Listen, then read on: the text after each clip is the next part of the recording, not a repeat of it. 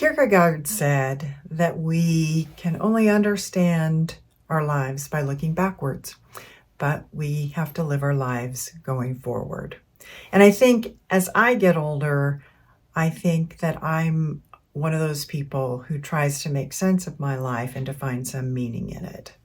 Hi, I'm Beth Strathman. Welcome back to my channel, Profanely Sacred, dedicated to your personal growth and development. And if you haven't already done so, be sure to subscribe and click on the bell to get notifications when I upload new videos. So at my age, I am at that point where I'm looking back on my life, trying to make some sense of it, to give me an idea of where I'm going in the future. So this is sort of me trying to figure out my destiny. And by the way, I will link another video that I have that talks about the definitions of fate and destiny, in case you're interested. But I think, like a lot of people my age, we do try to make sense of our lives, middle age-ish on, and try to really figure out how we can contribute to the world. So I just thought I would go through sort of my thought process, my reflection process for how I try to figure out my destiny from looking at the twists and turns of my fate. Now, don't think that I'm going to be 100% certain what my destiny is. That isn't really what this is about. And also, this is not, for me, what I would consider a very logical process, maybe a little bit, but I think it's more of an imaginative process, more of a right-brained process, as you reflect and look for patterns in your life and try to make sense of those patterns to inform how you want to spend your life or the direction that you think your life is taking. So with all that said, this is sort of what I've come up with. First, I really look at the large themes that tend to come out of my life. And when I reflect on my life, I'm thinking about not only the mundane aspects of my life, but the things that stand out to me that just, I think, wow, that was really tough, or wow, that was a really weird experience. I don't know where that came from. Those kind of things. For whatever reason, these are the things that stand out to me and the themes that came from them. The first thing that stands out for me from my life has to do with world philosophies or world views, and kind of mixed in with that, religion. So here are the sort of life events that kind of go under that heading. I was raised Catholic, which is neither here nor there. I'm not a practicing Catholic anymore, but it was a big part of my life, and I think as a kid. And it gave me, I think for my life, a sense of one of the dominant religious worldviews around, at least in Western society. But it also gave me an appreciation of things like ritual and principles and that kind of thing, and the power of a belief system.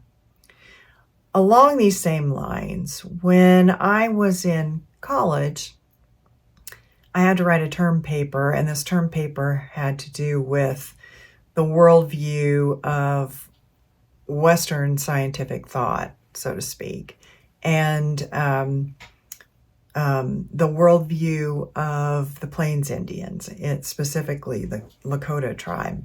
And I had to compare and contrast these worldviews.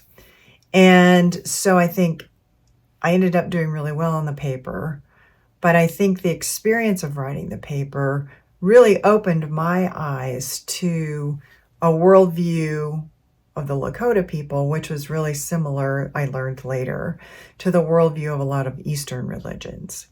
So that kind of opened me up to the idea of quantum physics. I know that sounds weird, but when I learned about different things that theoretical physicists were coming up with about the nature of reality and all that stuff, I was really intrigued because it reminded me of things that I had read about and written about in that paper that I had to write in college. Another weird thing that happened to me was when I graduated from college, I ended up interviewing for a position under an executive who worked at the Center for Transcendental, the Center for Transcendental Meditation, the American Center in Fairfield, Iowa. Didn't get the job, but it made me think about, another sort of religious-y kind of an organization, and sort of their view of the world. And I thought that was really weird that I ended up interviewing for that position, but it always stood out to me as an odd experience that I had. And I think, again, it was me asking me to question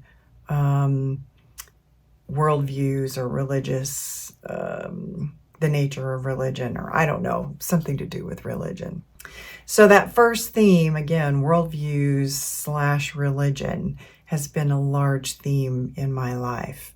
Now, I do want to say that I do not consider myself a religious person at all. So I really turned away from religion, but am still fascinated by the perspectives that people hold, their worldviews. Another big theme in my life, obviously, I'm female. And I think a big theme in my life has been being female in a patriarchal culture. And so when I was little, I know that, as a little kid, I was really angry, I guess the word is, that my brother was allowed to do things that I was allowed to do. Just because he was a boy, I was a girl, right? When I ended up moving to Utah, which has a really patriarchal culture because of its dominant religion. And so here I am again, sort of with a religious angle married with the patriarchal thing here. But anyway, and in jobs that I got after I came out here to go to graduate school, when I got out of graduate school, I went into the workforce here, and it was the first time that I really had felt treated differently because I was a woman in the workplace. I'd had jobs previously in other areas of the country, not had a problem. But here it was different, and it really made me take note. But it was the first time that I really felt unappreciated. It wasn't about my capacity to do jobs or my competencies and skills. Most of the time I was restricted because I was female. And I happen to work in male-dominated industries, so that was part of it too. And the third theme, I think, that's really prevalent in my life is the idea of self-development or constantly growing and learning. When I graduated college, I went into teaching. So obviously that was about the development of students, the academic development, the social development, etc. of students. After I was a teacher for a number of years, I went back to school. I went to law school. This was part of my own growth and development. That was something that I'd always wanted to do. So I went to law school, and when I graduated from law school, then I actually didn't end up practicing law. I went into human resources, which has sort of an employment law component to it. So I went into human resources, which again is about employee development, right? So always had that theme. And then after I had a long career in human resources, I went into leadership coaching. Again, a developmental kind of a track, right? Helping others with their development, in this case, their leadership development. So personal development, I think, and growth has been another major theme for me. So with those themes, worldviews and religion, female in a patriarchal culture, and being interested in teaching and personal development. How do those three themes inform maybe where I'm going in the future? Well, that's where I am now with this particular endeavor that I call Profanely Sacred. I wanted to create something where I could work with other women and work on all of our self-development, myself included, because I don't think we ever stop developing. And also to incorporate different cultural views, different worldviews about how personal development comes about.